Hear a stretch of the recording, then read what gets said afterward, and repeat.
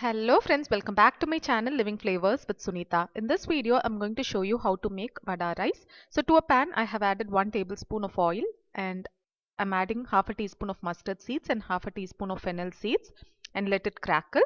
To which I'm adding a piece of cinnamon stick and 2 cloves and stir it for few seconds. And I have added 1 teaspoon of ginger garlic paste and I'm sauteing it until the raw flavor from the ginger garlic goes away. And I have sliced 2 onions finely. I'm going to add this and I'm going to saute this for around 4 to 5 minutes until the onions are well cooked. Meanwhile, I'm also making some masala eggs as a side dish. So to a pan, I have added some oil, to which I have added chili powder, pepper powder, cumin powder and also coriander powder, and I'm frying the boiled eggs. Now the onions are well cooked. Now I'm going to add 2 tomatoes that I have sliced and I'm going to cook this until they are well combined with the onion. And also I'm adding a handful of mint leaves for the freshness. And now the eggs are ready. And meanwhile, after like 4 minutes, the tomatoes are well cooked. I'm adding 1 tablespoon of chili powder, 1 tablespoon of coriander powder,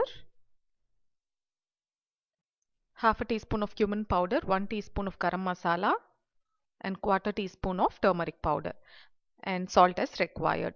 Mix all these masalas well and saute this for few seconds until the raw smell from the masala goes off. Here I have 5 masal vadas. So this gives a wonderful texture for this rice. As it is crunchy, whenever you eat this rice, you'll feel different textures. So I have broken them into pieces. I'm adding little water to the masala, mixing it well, and then I'm going to add the broken pieces of vadas.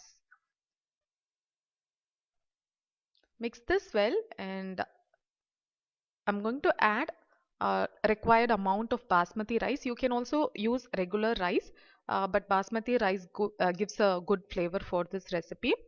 Add required amount of rice and mix it well and cook it for 1 or 2 minutes. And at the end, add chopped coriander leaves and then you can turn off the flame.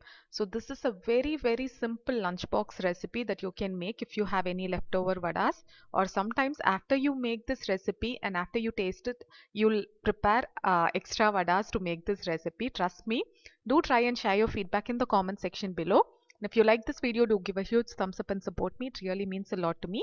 See you guys next time with another interesting recipe or another interesting video. Until then, take care. Bye.